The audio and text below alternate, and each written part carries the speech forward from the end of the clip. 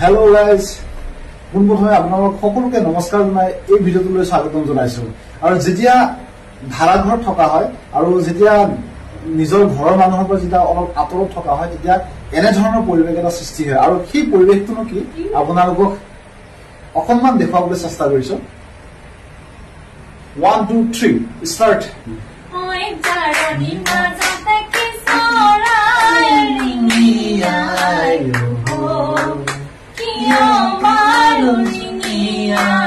তোৰ মনৰ ভিতৰত কোনে বাৰু জুমি চাই কিয় বাৰু জুমি চাই এ নাচনীয়